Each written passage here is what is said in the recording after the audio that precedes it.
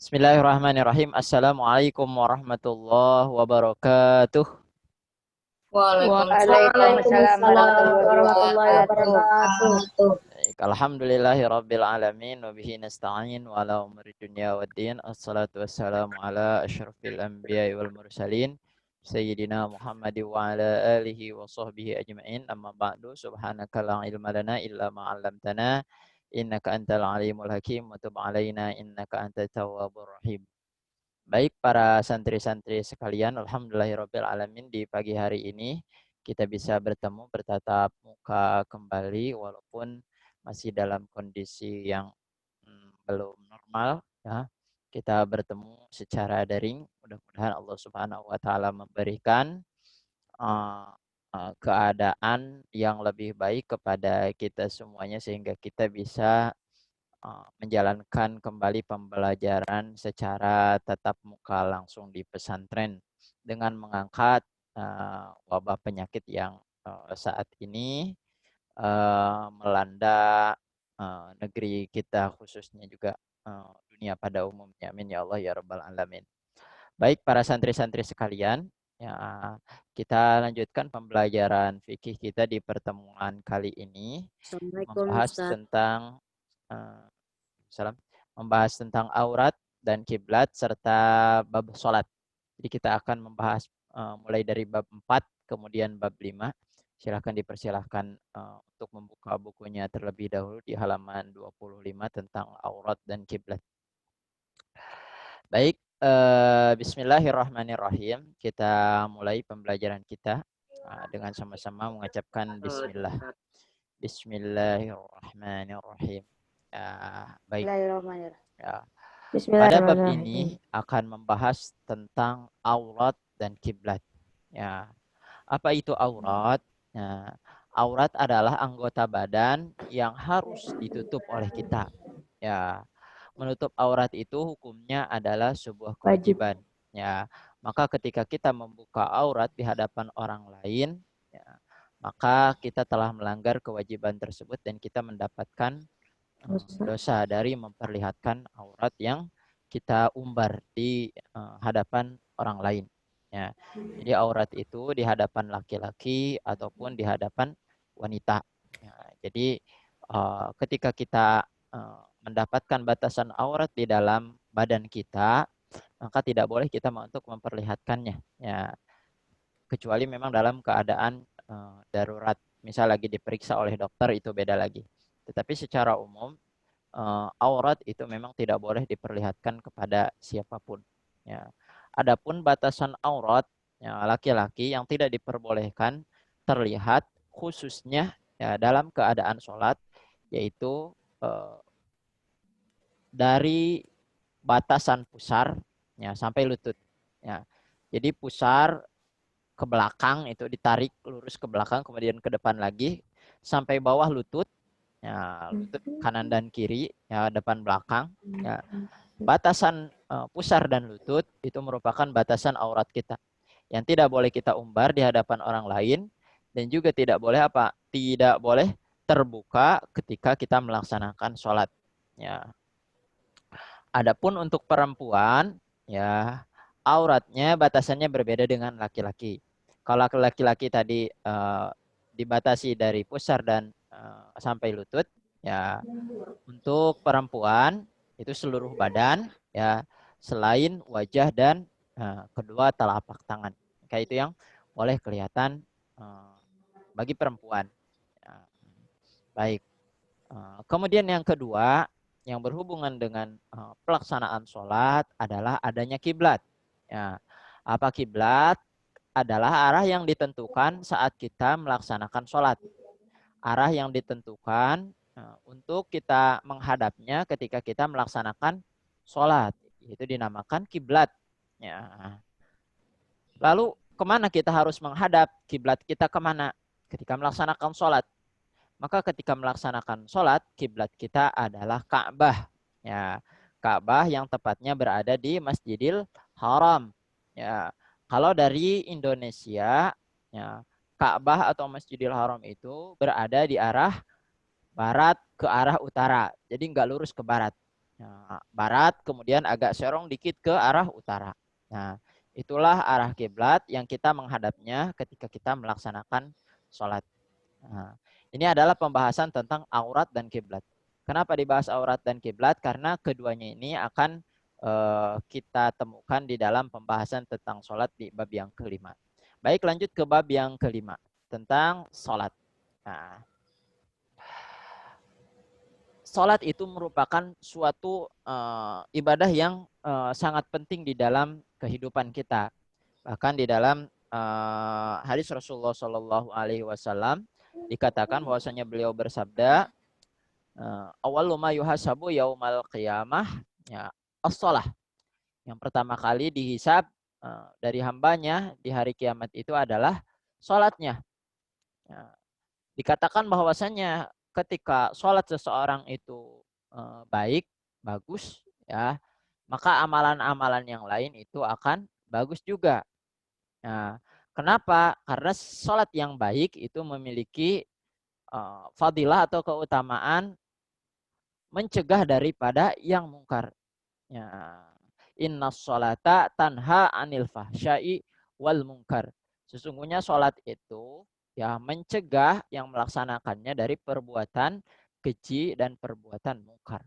Maka ketika sholat itu dilaksanakan dengan sebaik-baiknya, maka orang yang mengamalkan sholat ini akan terjauh dari dosa-dosa, ya, baik itu dosa-dosa yang berupa sesuatu yang keji ataupun dari sesuatu yang mungkar. Baik, adapun pembahasan di dalam sholat ini akan membahas 5 macam. Ya, yang pertama adalah syarat sholat. Nah, ini yang akan kita bahas. Syarat sholat. Kemudian yang kedua rukun sholat. Nah, ini pembahasan kedua. Kemudian kita juga akan membahas tentang hal-hal yang membatalkan sholat. Nah, dan selanjutnya kita akan membahas tentang sunnah sholat. Ya, sunnah-sunnah yang disunnahkan dilakukan ketika kita melaksanakan sholat. Hal ini dimulai dari sunnah-sunnah sebelum pelaksanaan sholat. Kemudian ada sunnah ab'ad di dalam sholat, ada sunnah hayat juga di dalam sholat, dan ada sunnah-sunnah yang dilakukan setelah sholat. Jadi yang pertama dan yang terakhir ini di luar konteks sholat, di luar sholat. Ya, tetapi sebelum sholat ada hal-hal yang disunnahkan. Adapun yang di dalam pelaksanaan sholat itu ada dua, yaitu ab'ad dan hayat. Kemudian ada nanti tata cara pelaksanaan sholat. Baik, kita mulai aja dari syarat, ya, syarat sholat. Apa itu syarat? Ya, syarat itu dikatakan di dalam istilah fikih itu ma wajaba wastamarat.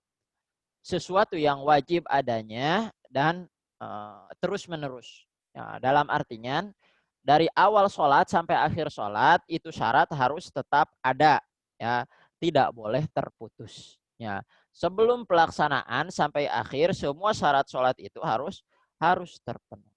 Ya, lalu apa saja syarat sholat? Nah, di sini dipetakan, ya, bahwasanya syarat sholat ini syarat sholat. Ya, syarat sah sholat yang pertama adalah suci. Nah, makanya pembahasan tentang bersuci atau toharoh itu menjadi pembahasan paling pertama, ya, di dalam pembahasan fikih kita. Ya, karena ini merupakan syarat sah dari sholat yang kita lakukan yang pertama. Jadi sholat yang kita lakukan harus badan kita dalam keadaan suci. Suci dari apa saja? Yang pertama suci dari hadas kecil, kemudian suci dari hadas besar, juga suci dari najis. Nah, ini 3 hal. Ya. Suci dari hadas kecil, berarti kalau berhadas kecil, cara mensucikannya dengan melaksanakan apa? Wudu. Ya, suci dari hadas besar, ya, yang kemarin kita bahas, ya. Bahwasanya ketika berhadas besar, cara mensucikannya adalah dengan mandi, ya, dan suci dari najis, ya. Yang harus suci dari najis itu apa? Ya, pertama badan kita, ya. Badan kita harus suci dari najis, ya. Kemudian pakaian kita harus suci dari najis. dan tempat sholat kita juga harus suci dari najis. Jadi yang harus suci dari najis itu ada 3 aspek. Yang pertama, badan kita ketika melaksanakan sholat harus bersih dari najis. Kemudian pakaian kita ketika sholat harus suci juga dari najis. Dan tempat melaksanakan sholat, yaitu tempat bawahnya, sajadahnya kalau pakai sajadah, lantainya kalau kita tidak pakai sajadah. Nah, seperti itu harus suci pula dari najis. Nah, ini adalah syarat pertama yang harus dipenuhi oleh seseorang yang akan melaksanakan sholat dari awal sholatnya sampai akhir sholatnya.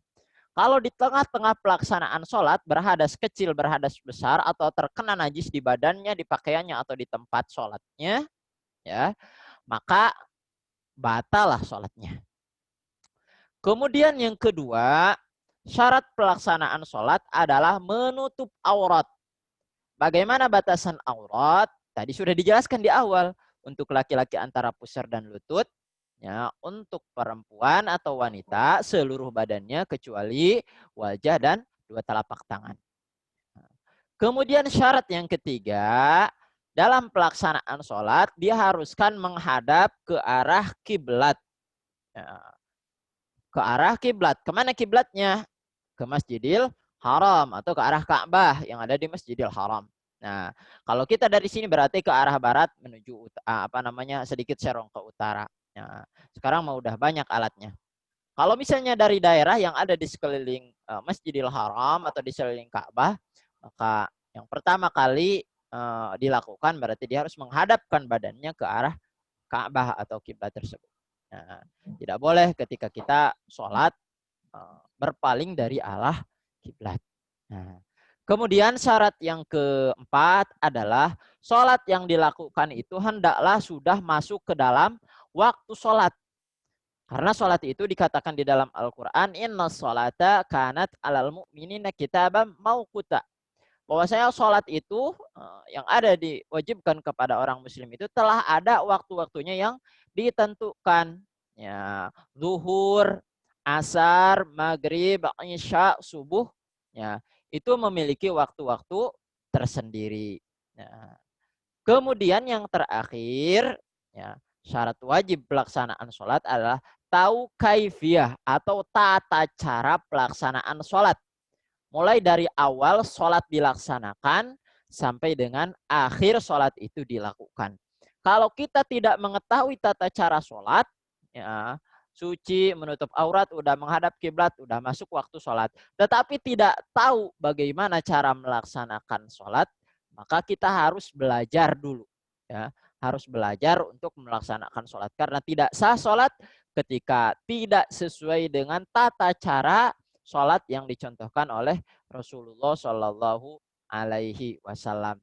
Ya, begitulah ya syarat-syarat yang harus dipenuhi oleh seseorang yang akan melaksanakan sholat. Suci dari hadas kecil, dari hadas besar, kemudian suci badannya, pakaiannya, dan tempatnya dari najis, kemudian menutup aurat, menghadap kiblat, masuk waktu, dan tahu tata cara atau kaifiyah pelaksanaan sholat.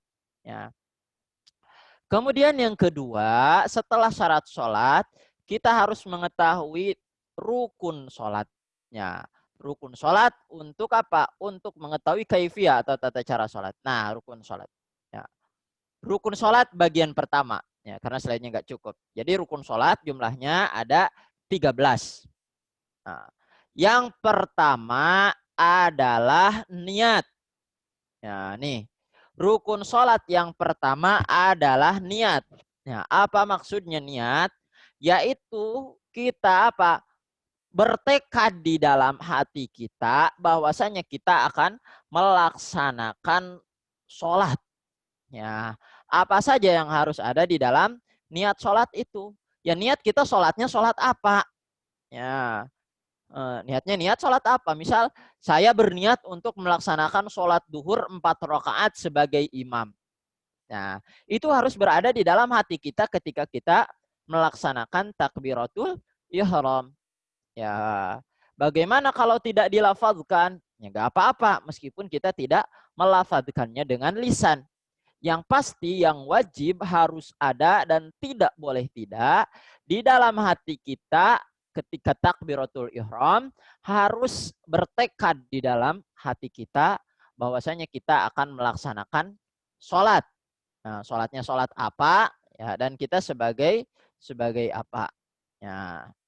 Baik, kemudian yang selanjutnya rukun yang kedua adalah berdiri di dalam sholat fardu. Ya, ini berdiri atau qiyam. Ya. Jadi berdiri ini adalah rukun di dalam sholat fardu. Bagaimana kalau sholat sunnah? Nah, kalau sholat sunnah maka berdiri ini sesuatu yang sunnah. Ya, jadi boleh untuk sholat sunnah itu sholat dilaksanakan sambil duduk, walaupun dia mampu untuk berdiri. Ya, tetapi pahala yang didapatkan bagi orang yang sholat sunnahnya dalam keadaan duduk, padahal dia mampu untuk berdiri, maka tidak sesempurna pahala berdiri, ya, pahala orang sholat yang dilaksanakan sambil berdiri. Ya, jadi berdiri atau qiyam, ya, ketika sholat itu adalah sebuah kefarduan, ya, harus wajib. Kalau dia mampu berdiri kemudian tidak berdiri, ya, karena memang malas untuk berdiri, misal di dalam sholatnya, ya, maka sholatnya tidak sah, ya, karena hukum asal dari sholat fardu itu pelaksanaannya harus dilaksanakan secara berdiri, gitu ya, Haikal Virus. Ya. Kemudian yang selanjutnya adalah takbiratul ihram. Ya, takbiratul ihram itu mengucapkan Allahu Akbar dengan mengangkat tangan. Ya, mengangkat tangan. Allahu Akbar disunahkan, ya, sunnah mengangkat tangan. Allahu Akbar, kemudian tangan, ya, lihat, ya, disimpan di dada. Allahu Akbar. Nah, seperti ini. Ya. Itu adalah takbiratul ihram, ya, yang merupakan permulaan dari sholat kita. Ya. Takbiratul ihram yaitu takbir, ya, yang mengharamkan sesuatu yang tidak boleh dilakukan ketika sholat. Ya, sebagaimana ihram haji dan ihram umroh, ketika udah ihram itu berlaku larangan-larangan di dalam pelaksanaan umroh atau haji. Begitu pula di dalam sholat, kalau udah takbiratul ihram, itu kita tidak boleh melakukan hal-hal yang dilarang, yang dapat membatalkan sholat kita. Ya. Kemudian yang keempat, setelah takbiratul ihram, rukun yang keempat adalah membaca surah Al-Fatihah. Bismillahirrahmanirrahim. Alhamdulillahi rabbil alamin. Semuanya. Sampai apa? Shiratal ladzina an'amta alaihim ghairil maghdubi alaihim waladdallin. Ya, sampai waladdallin. Nah, dan pembacaan Al-Fatihah ini harus benar. Ya, huruf-huruf yang dilafadzkan itu harus benar. Ya, tidak boleh ada satu ayat pun yang terlewat di dalam pembacaan suratul Fatihah. Ya, makanya salah satu hadis Nabi kan, ya, la salat liman la yaqra'u bi Fatihatil kitab. Ya, tidak ada salat, ya, atau tidak sah salat bagi orang yang tidak membaca Fatihatul kitab. Ya. Kemudian yang selanjutnya adalah yang kelima. Ya.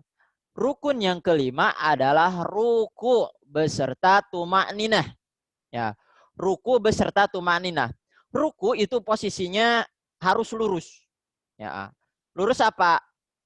Badannya apa namanya? Kakinya tegak, kemudian badannya lurus ke arah kiblat, dibengkokkan lurus ke arah kiblat, pandangan ke arah tempat sujud. Ya, ruku. Nah, beserta tumakninah. Ya, apa itu tumakninah? Ya, tumakninah, ya, kalau mungkin secara bahasa artinya apa? Artinya tenang, ya, atau berhenti, ya. Yang dimaksud dengan tumakninah adalah berhenti sejenak, ya, seukuran minimal paling sedikit lafaz subhanallah. Itu adalah waktu minimal tumakninah. Jadi maksudnya kalau tidak tumakninah dia akan apa? Rukunya itu seperti ayam matok apa? Lagi makan tok tok tok tok tok tok. Nah, gitu. Jadi tidak ada jeda. Jadi kalau misalnya ini antum lagi ruku, Allahu Akbar. Nah, diam dulu kok seukuran subhanallah. Itu paling sedikit. Ya. Kemudian Baru apa namanya rukun yang keenam i'tidal. Sami Allahu liman hamidah. Kemudian tumakninah diam. Ya, beserta tumanin. I'tidal itu berdiri apa? Berdiri setelah apa namanya ruku. Itu dinamakan i'tidal rukun yang keenam. Kemudian rukun yang ketujuh ya adalah ya mohon maaf sujud 2 kali beserta tumakninah ya. Apa? Sujud 2 kali beserta tumakninah. Nah, sebentar. Nah, sujud 2 kali ya setelah tadi yang tidak, maka yang selanjutnya yang dilakukan adalah apa?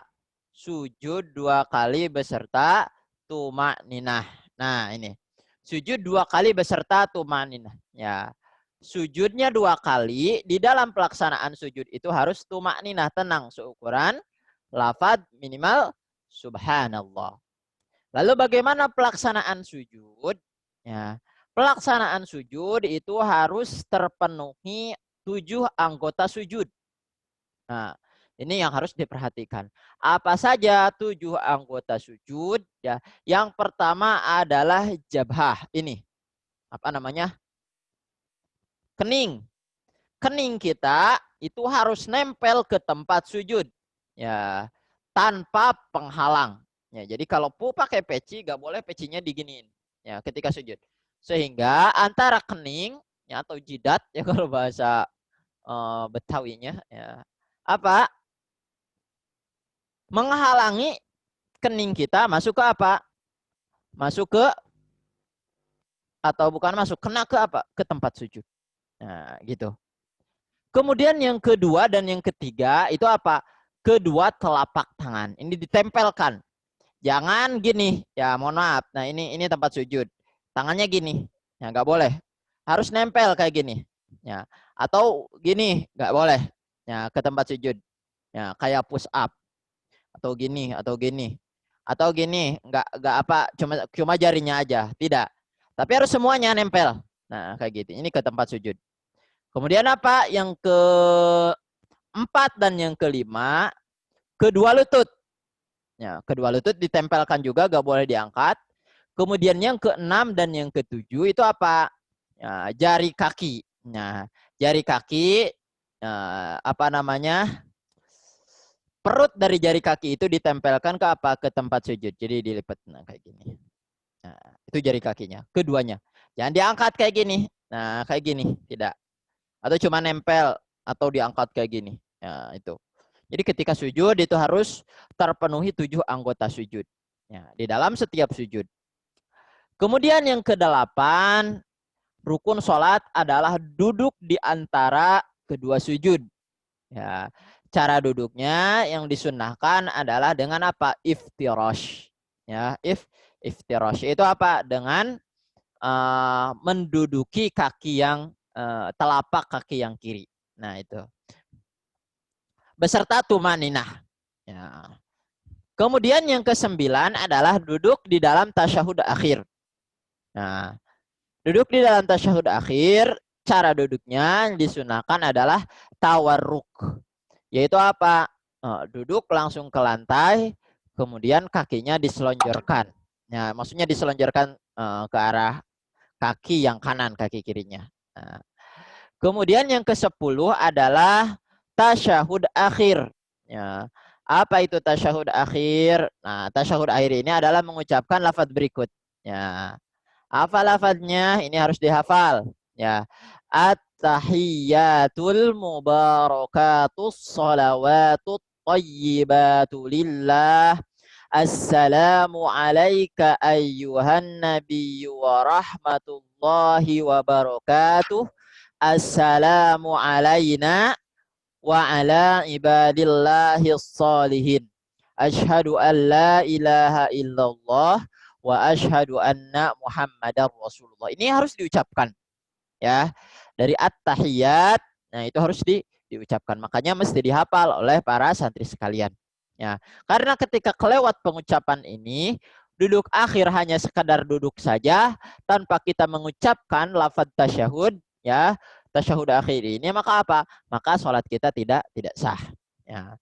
Kemudian yang ke-11 setelah membaca tasyahud itu membaca sholawat. Ya, paling sedikit baca Allahumma sholli ala Muhammad. Itu paling sedikit, paling minimal. Ya. Adapun yang bagus ya dilengkapi ala ali Muhammad kama shallaita ala Ibrahim wa ala ali Ibrahim wa barik ala Muhammad sampai akhir. Fil alamin innaka Hamidum Majid sampai situ. Ya. Adapun ditambah doa itu sunnahnya Allahumma inni a'udzubika min adabil qabri wa min adabi jahannam wa min fitnatil mahya wal mamati wa min fitnatil masihid dajjal. Nah, itu kalau mau sempurna. Ya. Kemudian yang ke-12 adalah membaca salam. Nah, salam itu paling minimal itu baca assalamualaikum. Salam yang jadi rukun ini adalah salam yang pertama. Ya, adapun salam yang kedua itu hukumnya sunnah. Maulakab, assalamualaikum warahmatullahi wabarakatuh. Kemudian yang ke-13 dari rukun sholat itu adalah dilaksanakan dengan tertib berurutan dari awal sampai akhir pelaksanaan sholat kita. Gak boleh rukunnya tertukar-tukar. Misal setelah membaca Al-Fatihah langsung sujud, kemudian setelah itu ruku. Tidak boleh. Ya. Jadi harus berurutan dari mulai awal, niat, takbiratul ihram sampai akhir. Ya, itu adalah rukun.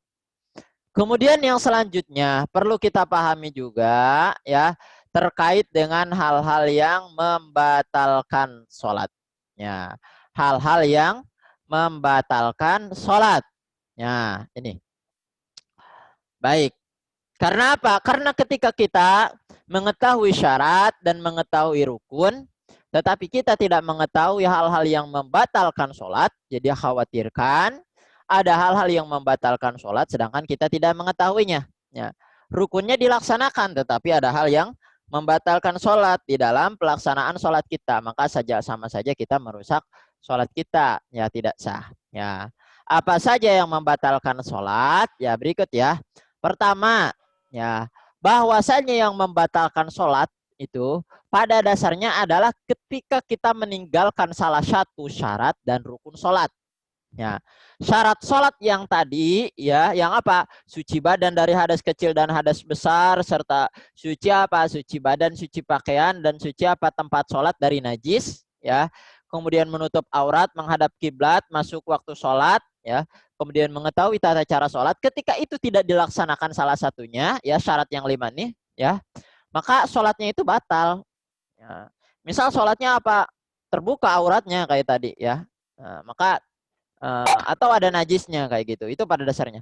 Kemudian rukun yang 13 yang tadi, yang barusan. Ketika rukun 13 itu ada salah satunya yang kita tinggalkan, misal sholatnya tidak membaca Al-Fatihah, atau sholatnya tidak ruku, atau sholatnya tidak sujud, ya, atau sholatnya tidak membaca tasyahud, at-tahiyatul mubarakatus sholawatut thayyibatulillah, atau sholatnya tidak membaca sholawat, tidak membaca Allahumma sholli ala Muhammad, ya, atau sholatnya tidak salam, tidak assalamualaikum warahmatullah, misal tidak seperti itu, ya, maka apa? Maka sholatnya itu batal karena rukun dan syaratnya tidak terpenuhi. Ya. Adapun selain rukun dan syarat tersebut, ya, ada hal-hal yang apa? Yang memang dia itu membatalkan sholat. Apa? Yang pertama adalah berbicara dengan sengaja. Ya, lagi sholat, nadib. Misal, Paris, di sampingnya ada Paris dipanggil, ya, lagi sholat dipanggil, Paris, nah, gitu. Batal sholatnya nazib, ya. Tambah lagi Paris bilang, ada apa? Nah, dua-duanya batal, ya. Pada ngomong, ya, berbicara dengan sengaja, ya, al kalamu amdun. Jadi berbicara dengan sengaja yang memang itu bukan bacaan sholat. Nah, kayak gitu. Jadi nggak boleh bicara ketika sholat. Kayak zaman dulu kalau lagi masih kecil. Sholat, terus ngobrol sama temen. Ngobrolin apa? Ngobrolin kelereng, ngobrolin mainan, ngobrolin apa. Nah kayak gitu. Nah itu tuh membatalkan sholat. Berbicara ketika sholat itu. Meskipun bicaranya sendirian. Ya, habis selesai Al-Fatihah. Ah ngapalin apa? Ngapalin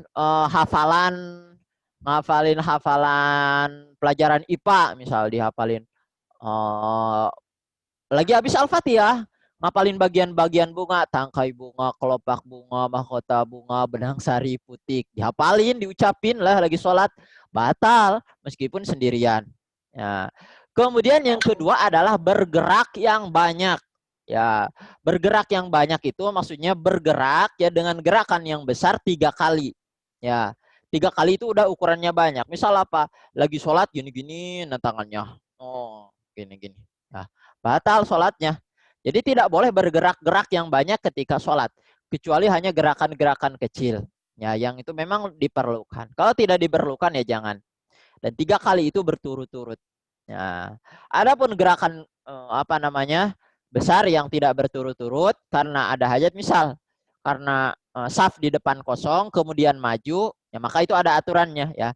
Maju kemudian diam, maju diam. Setelah itu sampai kita ke tempat yang saf yang kosong itu. Jadi jangan langsung lari. Nah, kalau lari ya batal kalau banyak gerakannya. Kemudian yang ketiga adalah makan. Nah, makan. Lagi sholat makan ya batal. Begitu pula dengan minum. Ya, makan, minum, pokoknya itu keduanya membatalkan. Ya, itu udah 4. Kemudian yang selanjutnya, yang kelima, tertawa, terbahak-bahak. Nah, di sini katakan tertawa. Tertawa berterbahak-bahak di dalam sholat itu membatalkan sholat. Nah, kecuali misal kalau cuma senyum aja. Nah, gitu. Senyum karena apa? Karena menahan tawa, misal jangan senyum-senyumin orang. Nah, lagi sholat. Kemudian yang selanjutnya adalah berhadas. Ya, baik itu berhadas kecil ataupun berhadas besar. Lagi sholat tiba-tiba ada yang keluar dari kubul atau duburnya. Ya, dut. Nah, angin keluar dari duburnya. Atau misalnya ser dari depannya, dari apa? Dari kubulnya ada yang keluar pipis. Nah, kayak itu batal sholatnya atau berhadas besar. Kemudian yang ke apa? Yang selanjutnya, yang ketujuh adalah terbukanya aurat, ya, dengan sengaja, ya, dengan sengaja. Tetapi kalau tidak sengaja tertiup angin terbuka aurat, misal Rizky Ramadan tuh apa namanya Nazib, ya, sholatnya apa? Pakai sarung dan cuma pakai celana dalam. Ada angin, sarungnya tersingkap ke atas. Nah kayak gitu. Kalau dibiarin ya batal. Apa yang harus dilakukan? Langsung ditutup ke bawah, ditutup. Nah, kalau udah sekali langsung ditutup maka tidak batal sholatnya. Nah kayak gitu. Kemudian yang kedelapan adalah terkena najis. Dan najisnya itu adalah najis yang tidak dimaafkan. Ya, kalau najis yang dimaafkan itu tidak batal sholatnya. Apa najis yang dimaafkan? Sudah dibahas kemarin di dalam pembahasan tentang najis. Ya, jadi terkena najis yang tidak dimaafkan. Ya. Kemudian yang selanjutnya adalah berubah niat, yang ke-9. Berubah niat misalnya apa? Misal niat membatalkan sholat. Yang di dalam hati, ya Allah saya niat membatalkan sholat di dalam hati. Maka batal sholatnya. Ya, batal sholatnya. Kemudian yang selanjutnya adalah membelakangi atau berpaling dari arah kiblat. Ya udah tahu kiblat, menghadap kiblat. Ini di belakang ada yang berisik, lihat ke belakang ya, nengok. Badannya nengok ke belakang. Ini bagian dadanya kan yang menghadap bagian dada. Lihat ke belakang gitu, lihat dulu. Oh, gitu. Batal sholatnya ketika berpaling dari arah kiblat. Kemudian yang terakhir adalah murtad atau keluar dari agama Islam. Na'udzubillahi min daliknya. Baiklah, itu untuk pembahasan tentang sholat. Ya, pertama tentang syarat sholat, kemudian rukun sholat yang 13, kemudian hal-hal yang membatalkan sholat. Ya, mudah-mudahan bermanfaat. Ya, silahkan bagi antum semuanya yang ada pertanyaan ya boleh ditanyakan. Baik, demikian ya dari Ustadz. Ya, silahkan untuk selanjutnya pertanyaan dari antum semuanya.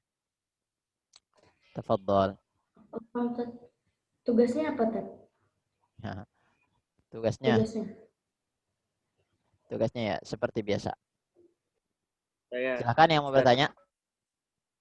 Gibran Ustadz, ya, Gibran.